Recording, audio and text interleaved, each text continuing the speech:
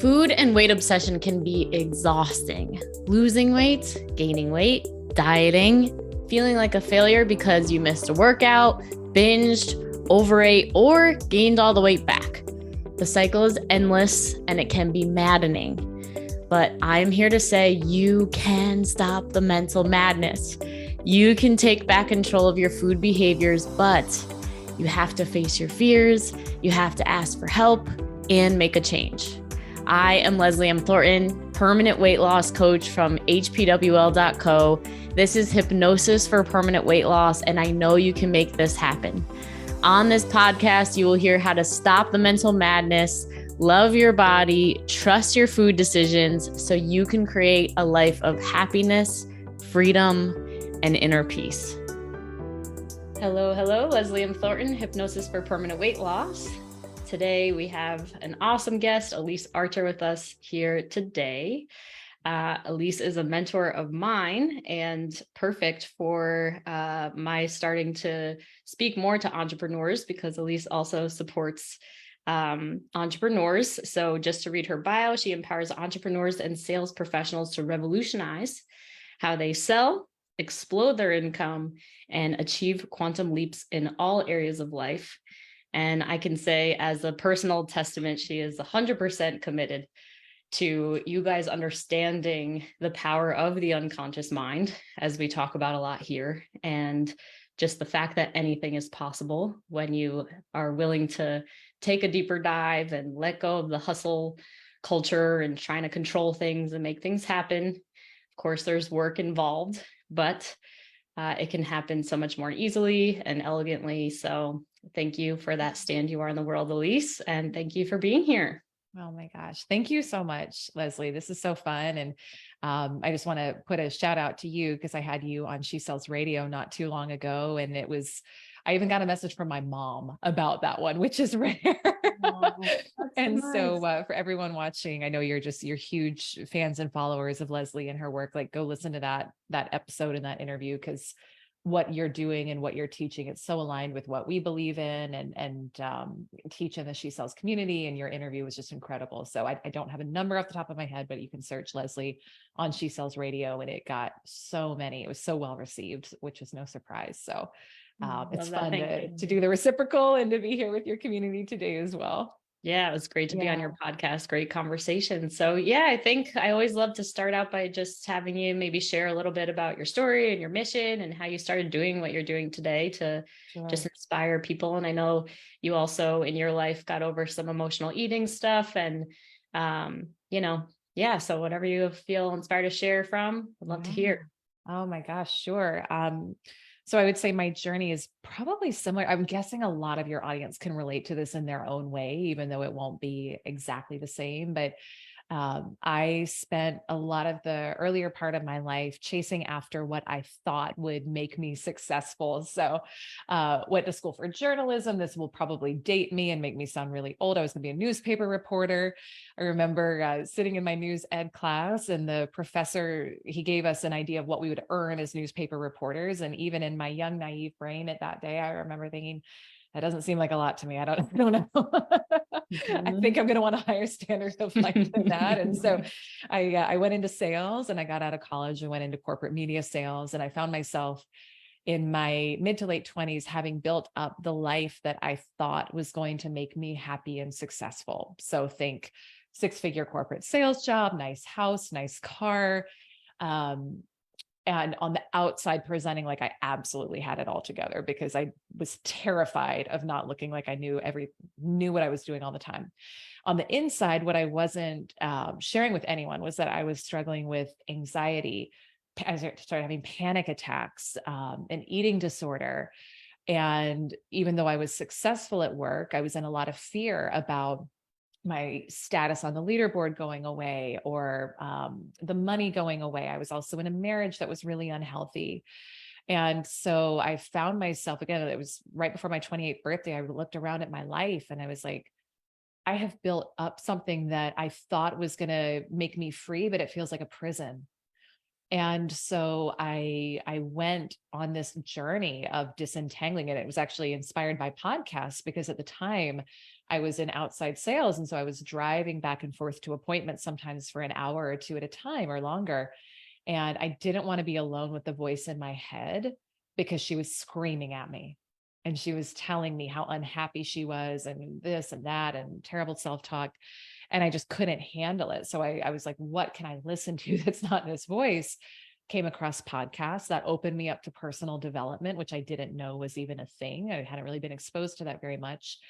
And decided that it was time to leave behind everything that I had built up until that point. And I make it sound like, oh, it was just a decision. It was petrifying. Like, decided to leave the marriage, leave the corporate job. I knew I was passionate about coaching. I'd started coaching other women in our organization in a way to sell that was different than what was being taught in like the hustle culture, hard closing environment that can be sales. But I left corporate without really much of a plan there and just knew I had to get out. And I've been on now a 10-year journey. Next week is my 38th birthday. I've been on a 10-year journey now, going down the rabbit hole of, I think, coming back to myself and what, what we do as a company, as a mission now is really empowering entrepreneurs and sales professionals to quantum leap their sales and their lives, but doing it from this concept I call selling from wholeness, which is when we do the inner work, which is the beautiful work you do with your clients, to be whole, to come back to ourselves, to drop the attachments to having to make a certain amount of money or have a certain appearance on the outside, and we can come back to ourselves from that place. Sales and money is a very different experience. And it was actually from that place and from the inner work that I was able to 10x my income and turn my annual income into my monthly income after having been stuck at the same level for over a decade. It wasn't grinding harder. It wasn't hustling harder. It was this work that we're here talking about today. So you take that wherever you want, Leslie, but that's a bit of my background and my heart and what I do with my work. Yeah, absolutely. I appreciate you sharing that. Yeah. So many different things that I'm looking at from what you shared. Number one, just from the initial point of hearing what income you could make and being like, that's not enough, and just being willing to actually own that. Cause I think so many women might feel, ashamed of that or whatever. And I know it just, we have to be honest about, who we are and what resonates with us or not. I know when I was working as a nurse, it was just like, this is not the last stop. And I don't think this job is amazing. And, there's some pushback that I got on that, but it was not in alignment for me for the rest of my life. Mm-hmm. So, just love that you, are willing to say that for people, because I have found there's a big tie between, just scarcity mindset in general, but money issues and, fear of there not being enough, as well as, and, that emotionality leading people to overeat or participate in any other bad habits, maybe overwork. Right? Like it sounds like you were the hustle culture and trying to prove ourselves and the perfectionistic mentality and everything else that can come along with that rat race. Yeah.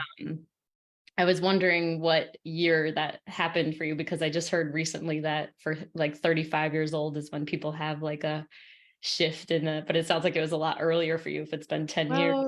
No, it's interesting that you say that. So for me, 28 was when I decided to start really making a lot of changes. 35 was when I quantum leaped my life. Ooh. So that was only 3 years ago. That wasn't that long ago either. So there was like the 28-year-old quantum leap in some ways, but it was more a disentanglement. 35 was like, holy crap, this is well. And I want to say one thing too, to what you said, Leslie, is just the owning of your desires, I think, is so important. And so I say all of this to say, like, we'll talk inner work today. We'll talk about this concept of selling from wholeness. It is in no way, shape, or form about settling for less than what you really want, because I believe we are designed to expand. We live in a planet that uses money and needs money. So I believe in being very abundant. And it's all about what is the energy in which you're doing it. Just like you can savor a piece of chocolate cake because it feels good and it feels amazing and delicious, but you don't have to have it. Or you can binge a whole chocolate cake, which I used to do because I'm feeling broken inside. So it's different, right? So there's so many parallels between money and food and all of it. But I think that's a really important point you made that I want to hone in on. Yeah. And for anyone listening that can resonate with what you're saying, as far as, coming from, guilt or shame or unworthiness or whatever. Yeah. How do you, recommend they get out of that and start selling from wholeness, whether that's, for whatever goal they're trying to achieve? Yeah, for sure. So, man, that's a great question.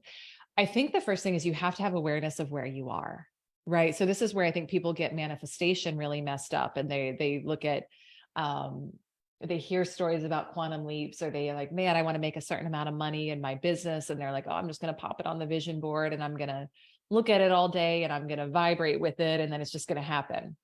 Like, no, because you're not being it yet, right? You have to actually be it. And so there's this concept that even just recently in our teaching, we've started really dialing in on, we call the 4 quadrants of quantum sales growth. So, people, and again, this is wonderful, right? When someone has a financial goal, a business goal, we believe in that. We celebrate that. I bet everyone listening has that. And if we don't do the inner work first to realize, where am I now and what am I a match for, which is the results you currently have, and then get clarity on, well, who is the person who has the goal that I want, then there's always going to be a disconnect. So these 4 quadrants, I kind of equate it to, if you wanted to build a skyscraper, but you didn't take the time to actually build a deep foundation, well, the skyscraper is going to topple, or you're going to get a story high, and that's going to be as far as you can go with your building.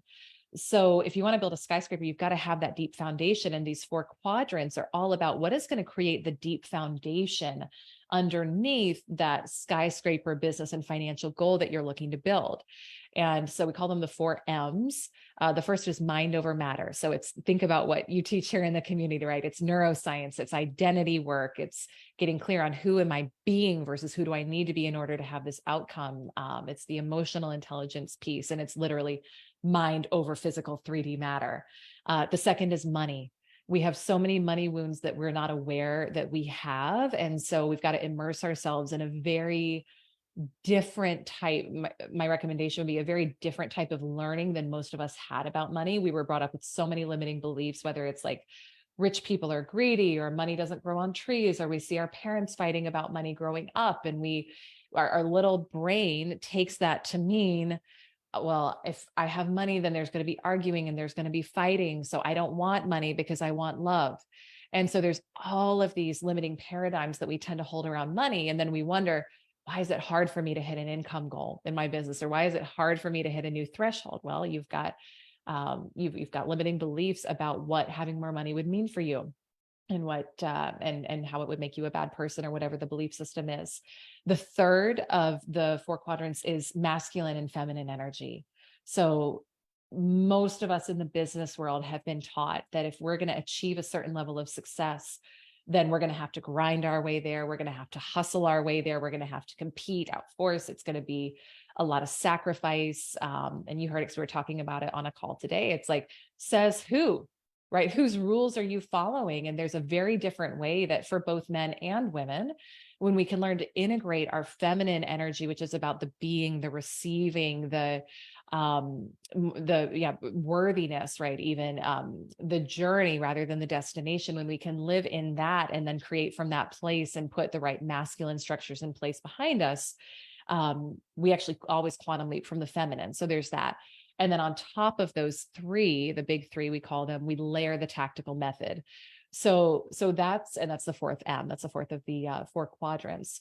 So all of that to say, I think there's like a deep dive we could do in each of those 3 areas, but I think it's going to be learning, like consciously unlearning and relearning what it is that you need to know in order to get to your goal. And usually what I find is that the thing inhibiting someone from achieving their business goals isn't that they don't have the right strategy, although that is part of it. But according to neuroscience, that's going to be 2 to 5% of what accounts for your results. 95 to 98% is going to be somewhere in these big 3. And so we want to get under the hood of where are the gaps? Where am I either having a lot of limiting beliefs about money, or I'm like so in overwhelm and exhaustion, so I'm all in my masculine energy. And, or, you know, my identity isn't, I don't yet see myself as someone who has my goal achieved. And that's where we can kind of hone in and do the work. It's definitely a process. But I also think it doesn't have to take long to quantum leap when we can pinpoint what the thing is that's holding you back. So take that wherever you want to go with it. Love it so much. Thanks for spelling out all those different steps. Yeah, I remember a story that you've shared. Yeah, a few times that I've heard about, you know, you were achieving that level of success with your sales job and you should have been happy, but then you started seeing other women who had just more amazing results and they were making it look easier. And you're kind of like, what are they having that I'm not having? So so for anyone listening. So, and I know for everything that you're talking about, as far as, you know, when it comes to, you know, mastering emotional freedom around food, body, and weight stuff, it's like, you have to learn how to take on that identity of someone who, you know, is empowered around their eating and, you know, has a peaceful relationship with food. It's like the same thing goes for money. So I'm curious, when was that like the pivotal point of looking for the podcast, of like, to realize what you were missing, or when you saw the other women? Or yeah, there, you know what, there were so many things along the way. And I think that's the power of coaching and mentoring. And, you know, and being in Leslie's group and being a part of this in this community, is there's so much power in having someone who can mirror to you, right? Where am I just not seeing it? Because we're usually not seeing it. So definitely starting to, inadvertently, I started numbing out to podcasts, which actually opened me up to personal development. I think that was a really beautiful gift. I also would say, at least on the food, body, and weight side, where things really shifted for me was finally vocalizing and verbalizing that I was struggling with something. And I hired a mentor for a VIP day. And I was so afraid to tell her, because again, for those of us who are leaders and we have high self-image, and there's there's an image we portray. I remember there was so much shame around coming out and saying, like, I know I'm putting out this persona in the community and in my business, but secretly I'm really struggling with this. And what was really empowering about that experience was that once I vocalized it, it no longer owned me. And she was able to help me see that it actually wasn't tied to food at all, which I know you teach as well. It was a lot of things from as a little girl, and stifling intuition and emotional mastery and all of that. There's a lot of freedom that came from that. And then on the financial side, and in terms of business quantum leaps and money quantum leaps, again, it was the power of mentorship and having someone. For me, it's always been about having someone who could help me more unapologetically own my desires, because I think, you know, this was my background and my conditioning. I think for a lot of us, it's like, we've been taught to play so small, and we've been taught to settle for a lot less than we're capable of and that we desire. And then we put ourselves in this self-imposed little box, and it's our comfort zone, right? But there's a point at which your comfort zone becomes a cage. And I definitely had built a cage for myself, but I was making myself wrong for wanting more. And the power of being in the energy of and having mentorship from people who are achieving far more. And I think this is important, embody the type of life you want to have, because there's a lot of different ways to make more money. You can do it the hustle, grind, competition, burnout, drained energy way. You can do that. It's an option, but it's not the only option. So I think getting in the energy of someone who has created the level of success you want to create, while also being happy, fulfilled, having downtime, like whatever is of value to you, and learn how they think. That's always how I hire mentors, is like, I want to know how you think. I want to know your belief system, because if I can just get that, then I know that the actions will follow. And so that's always been very valuable to me. That's the biggest investment I make every year, is in coaching and mentoring.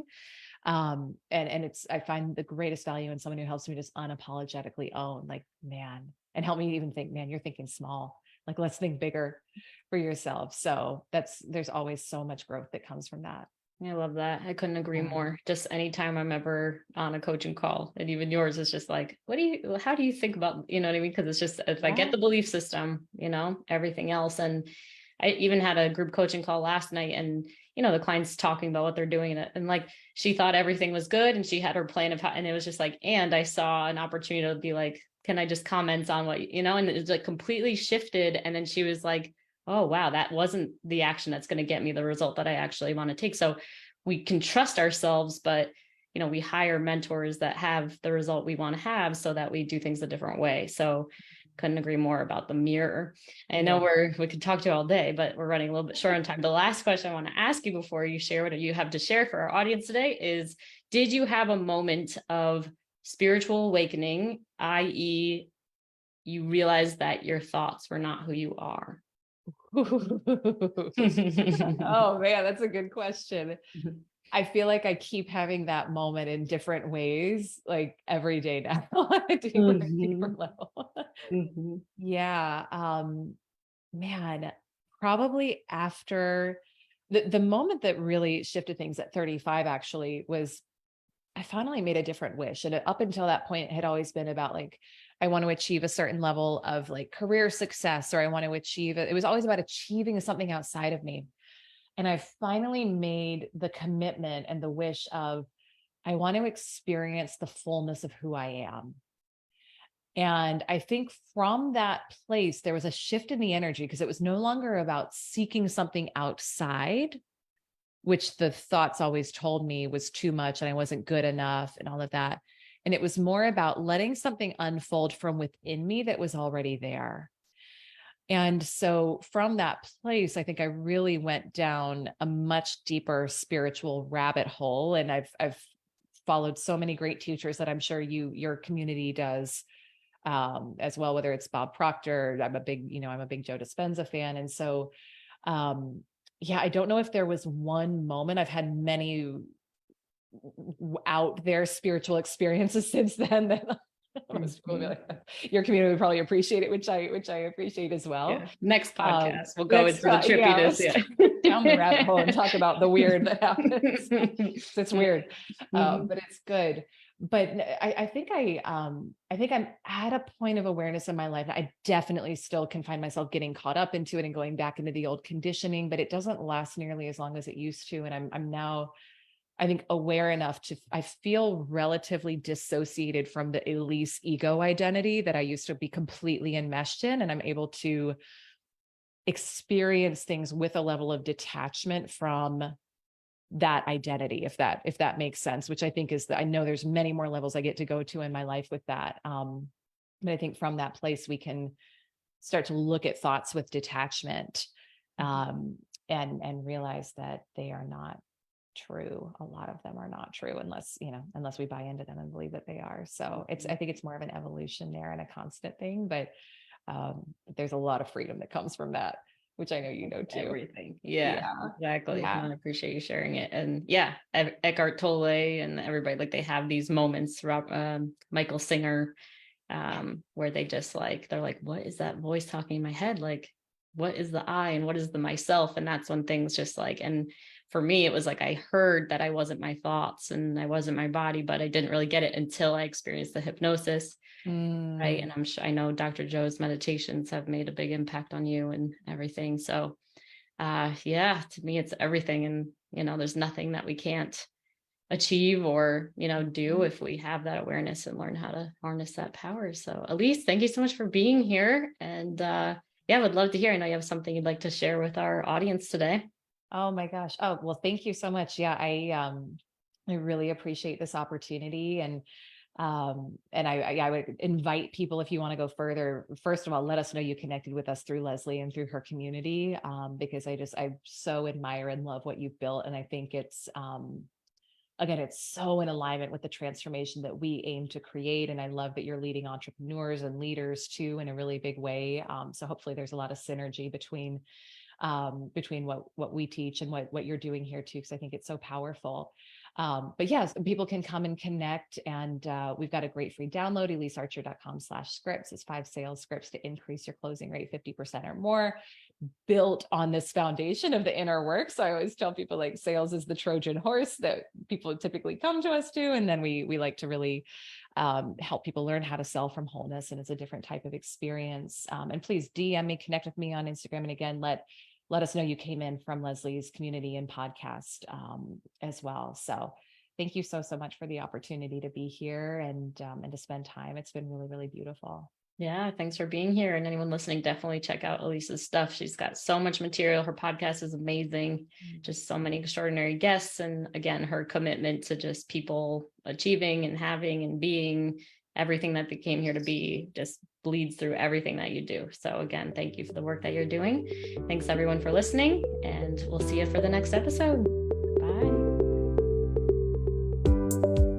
If you are serious about taking action on your struggle with food, body, and weight, then this is for you. Go ahead and text the word hypnosis to 855-BE-ALIVE. That's 855-232-5483. Immediately after texting that number, you will get access to our free training that will tell you why you can't figure the food, body, and weight thing out, why you can't keep weight off even after you've been successful in the past, and how to actually overcome it, including a mini hypnosis session at the end. Don't miss out. Text the word hypnosis to 855-BE-ALIVE. That's 855-232-5483.